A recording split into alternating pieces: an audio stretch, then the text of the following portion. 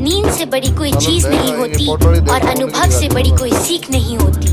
आपके प्यार और सपोर्ट ने मुझे निराश होने न दिया। आखिरकार इन मच्छरों ने सारी रात मुझे सोने न दिया। तो आइए दोस्तों, सुनते हैं मच्छर की कहानी।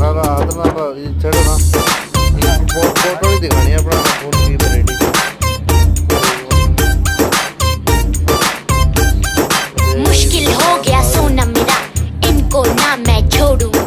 हाथ में है रैकेट मेरा, ऑल आउट भी ऑन मेरी।